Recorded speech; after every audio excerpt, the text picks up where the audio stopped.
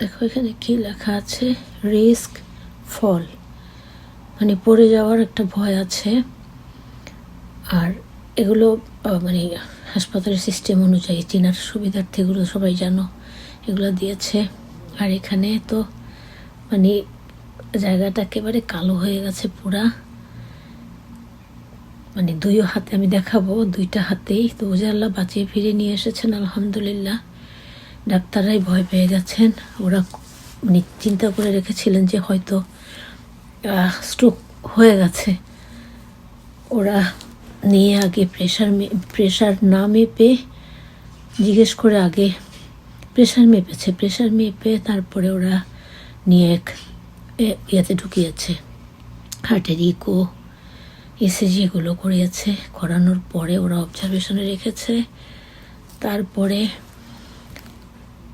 ওরা ধরে এসে আমাকে দিল ওই যে একটা ওষুধ আছে যেটা খেলে রক্তটা পাতলা হয়, আমি নামটা এখন জানি এই মুহূর্তে বলতে পারছি না, সেটা খাওয়াই তারপরে আমি তোমাদেরকে সবই শো করবো।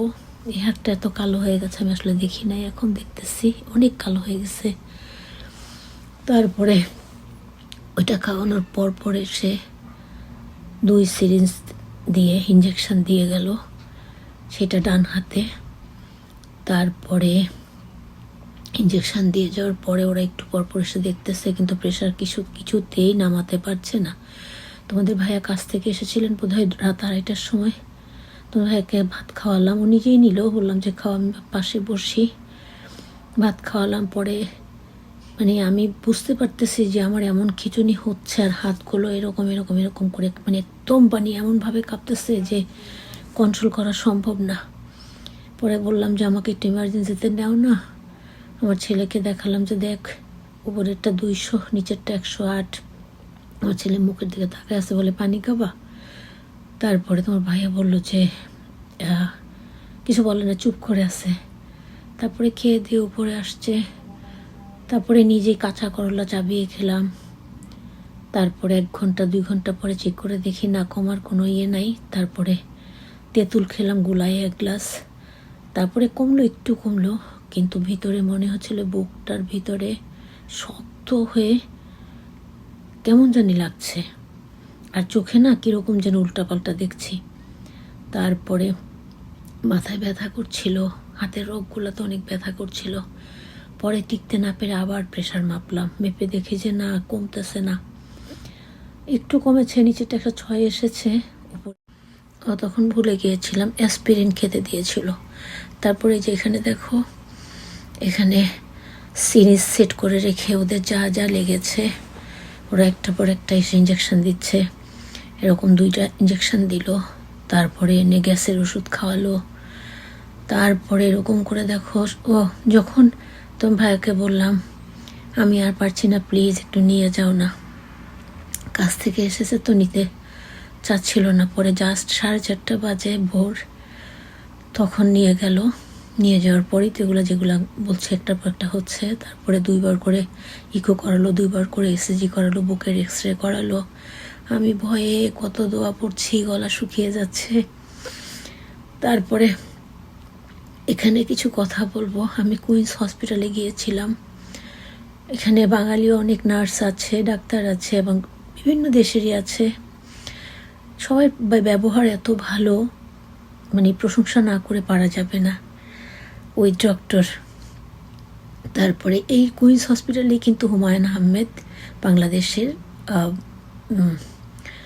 এই যে হুমায়ুন আহমেদ আর কি লেখক, উনি এখানে এই হসপিটালে অ্যাডমিশন ছিলেন। আমি এখানে কয়েকবার এইরকম প্রেশার নিয়ে অ্যাডমিশন নিতে হয়েছে বাধ্যতামূলক। যাই হোক, পরে না যে কথাটা বলছিলাম, ঘরে যখন দেখলাম যে প্রেশার মানে বুকটুক অনেক ওয়েট হয়ে যাচ্ছে, মনে হচ্ছে বুকে যে কত ওজন, আর থেকে ব্যথা করছে, ব্যথাটা প্রচণ্ড না কিন্তু ওয়েটটা অনেক বেশি, মানে বসে থেকে শান্তি পাচ্ছি না, শুইতেও পারতেছি না।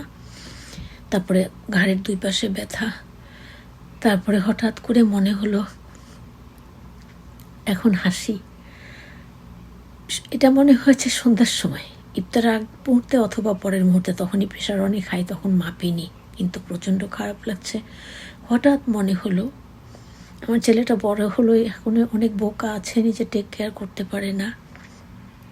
আর ওই যে মা তো মনে হলো যে আমার যদি কিছু হয়ে যায় আমার ছেলেটার কি হবে। তারপরে এটা মনে হয়ে আরও ভিতর থেকে ভয় পাচ্ছিলাম। সে সন্ধ্যার কথা, মানে কেমন যেন মনে হচ্ছিল আর কি। তারপরে ওরা একটু পর পর, আর তো প্রেশার মেশিন তো সেট করে রেখেছে, এটা আমাকে একটু পর পর ওইটা কাউন্ট করছে, ওরা দেখছে। এরকম করে করে করে করে কিছুতেই প্রেশার ওরা নামাতে পারছে না, ওরা অবাক হয়ে যাচ্ছে। আর এরকম হতে হতে হতে হতে মানে শেষে নেমে উপরেরটা 158, নিচেরটা 95-96 এর মধ্যে আসছে, এর বেশি মানে নিচে আর নামছে না। সবার আগে আল্লাহর কাছে আলহামদুলিল্লাহ, কারণ কালকে অনেক আসলে বলে বোঝানোর ভাষা নেই আমার। ভীষণ ভয় পেয়েছিলাম, ভীষণ রকম ভয় পেয়েছিলাম। আরও একা থাকি তো এরকম। তারপরে একটু পরপর নার্স এসে জিজ্ঞেস করতেছে, নার্সটা বাঙালি না, উনি তামিলের ছিলেন, ভালো ইংলিশে জিজ্ঞেস করতেছে এখন কেমন লাগছে, আপনি চোখ টোক অন্ধকার দেখছেন না তো, এরকম আর কি। কিন্তু সবার আগে মহান আল্লাহ পাকের কাছে আলহামদুলিল্লাহ, তারপর ডাক্তার নার্স সবার কাছে, সবার জন্য অনেক দোয়া এবং ভালোবাসা, তারা অনেক টেক কেয়ার করেছেন। তারপরে তোমরা যারা দোয়া করেছ প্রত্যেকের জন্যই জাযাকাল্লাহ খায়রান। হয়তোবা কারো না কারো দোয়ার বরকতে আল্লাহ পাক ফিরিয়ে দিয়েছেন। কিন্তু আমি আসলে ওই যে অর্ঘমা করি তো বেশি, আমি খাওয়া দাওয়াটা একেবারেই কম করি, যেটা সাধারণ মানুষের দরকার তার থেকেও কম করি। কিন্তু ওই যে ঘুমটার কারণে এটা নিজেও বুঝি, বা ডাক্তার শুনে বললে যে তাহলে তো হাই হবেই, ঘুমের কারণে প্রেশারটা এরকম হয়ে যায়। আর অনেক টেনশন থাকে, অনেক ব্যাপার নিয়ে অনেক টেনশন থাকে, টেনশনগুলো মাথায় আসলে জায়গা দিতে পারি না। আর টেনশন করাটা একটা অভ্যাস হয়ে গেছে, যাদের শরীরের মধ্যে মায়া বেশি না তাদের অকারণেও টেনশন হয়, এটা নিজের জীবন দিয়ে বুঝি। তারপরে যখন বললো যে থাকতেও হতে পারে কারণ আপনার প্রেশার কিছুতেই নামছে না, তখন আমার আর ভাল লাগছিল না। একটু পর পর কিছু অ্যাবনর্মাল মানুষ আসে না, মট্টত খেয়ে আসে, ওরা চিৎকার দিচ্ছিল, আমার আরও কষ্ট লাগছিল। আসলে হাসপাতালে গেলে বোঝা যায় জীবনটা আসলে কি। তবে সবসময় সবার জন্যই দোয়া করি, সবার জন্য দোয়া করি, তোমরা আমাদের জন্য দোয়া করবে। এই যে আল্লাহ ফিরিয়ে এনেছেন আলহামদুলিল্লাহ, হয়তো কারো না কারো দোয়া আল্লাহ কবুল করেছেন, সেই উসিলায় আল্লাহ ফিরিয়ে এনেছেন। আমার ভাই ফোন দিয়ে একটু পরপর কী অবস্থা, আমি তো সেই মুহূর্তে ফোন ধরার আমার কোনো অবস্থা নেই। আমার খিঁচুনি দেখে ডাক্তাররা ভয় পেয়ে গিয়েছিলেন, মানে এমনভাবে এরকম করে এত খিঁচুনি হচ্ছিল, আর হাতের কাঁপুনি, হাত ধরে রাখতে পারছিলাম না। তো তারপরে তো ওরা দেখলো সব কিছু, এই করতে করতে করতে করতে লাস্ট যখন দুপুর 12টা বাজে, আমি তো হেলান দিয়েছি, আমার চোখে কখনো ঘুম নাই। লাস্ট যখন দুপুর 12টা বাজে তখন ডাক্তার দেখে যে প্রেশার এবার কিছুটা হাই আছে, কিন্তু সামান্য 89, নিচেরটা উপরেরটা 134। এটা দেখলেন, দেখে বলতে স্যার একটু দেখি, থাকতে হতে পারে, আবার আপনাকে ডিসচার্জ করেও দিতে পারি। যখন বসে থাকতে হতে পারে তখন না অন্তরাত্মাটা সুখী। সবার কাছে আমি অনেক কৃতজ্ঞ। আর একটা রুম থেকে দোয়া ভেসে আসছিল, জোরে জোরে কে যেন সুন্দর করে একেবারে দোয়াগুলো পড়ছিলেন নিখুঁত শুদ্ধভাবে সুরে সুরে, খুব ভালো লাগছিল।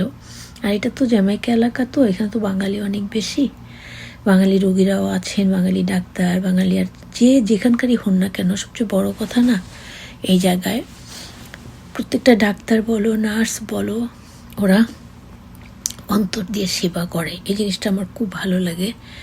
পরে যখন বললো যে থাকতে হবে, মনে হলো যে ভিতরটা কেমন যেন করে উঠলো। বললাম আল্লাহ, তখন ওই আধাশো অবস্থায় আবার 2 রাকাত নফল নামাজ পড়লাম, যে আল্লাহ তুমি আমাকে যাতে ডিসচার্জ মানে আজকে ছেড়ে দেয়, আর যাতে তোমার রহমতের বরকতে রিপোর্টগুলো ভালো আসে। কারণ একবার নিয়ে রক্ত সব পরীক্ষা করেছে, আবার রক্ত পরীক্ষার 2 ঘন্টা পরে আবার রক্ত কতগুলো নিয়ে আবার পরীক্ষা করেছে। তারপরে ওরা ভোরের দিকে এসে মানে ভোর তো না, তখন প্রায় 12:30 বাজে। ডাক্তার, মহিলা ডাক্তার, উনি কোথাকার আমি জানি না, উনি এসে বলতেছে যে তোমাকে ইংলিশে বলতেছে তোমাকে এখনই ডিসচার্জ, আমি আসলে গুছিয়ে বলতে পারতেছি না, যাই হোক তোমাকে এখন ছেড়ে দেওয়া হবে, কিন্তু তোমার যে রেগুলার ডাক্তার আছে তুমি তার কাছে খুব শীঘ্রই যাবা, যে আমাদের এই রিপোর্টগুলো দেখাবা। তো আমি বললাম যে ওকে ঠিক আছে। তারপরে এলেন একজন বাঙালি ডাক্তার, বোধহয় ওই মহিলা পাঠিয়েছেন, উনি এসে বললেন আমার হাতের সব এগুলো মেশিন লাগানো ছিল, তো এগুলো সব খুললো, বুকের মধ্যে মেশিন লাগানো ছিল, ওগুলা আমি টেনে টেনে করে ফেললাম। তারপরে বলল যে আপনি বাসায় যান, ওরকম আল্লাহর রহমতে কোনো সমস্যা নাই, কিন্তু আপনি খুব যত তাড়াতাড়ি সম্ভব আপনি আপনার রেগুলার ডাক্তারের কাছে আমাদের কাগজগুলো নিয়ে যাবেন। তো আমি বললাম যে ওকে, এখন তোমাদের ভাইয়ের সময় হলে নিবে। অনেক কথা বললাম, সবাই দোয়া করবে যাতে আল্লাহ পাক একটু সুস্থ রাখেন। একটু সুস্থতা আল্লাহর কাছে সবসময় ভিক্ষা চাই, একটু কাজ করে খেতে পছন্দ করি, যেন আল্লাহ পাক একটু সুস্থ করে দেন, সর্বাঙ্গীন মঙ্গল দেন, বেশি বেশি ইবাদত করার তৌফিক দেন, সহি শুদ্ধভাবে চলা বলার তৌফিক দেন। আবার আসসালামু আলাইকুম রহমতুল্লাহি ওয়া বারাকাতুহু। আল্লাহ হাফেজ, ভালো থাকবে সবাই।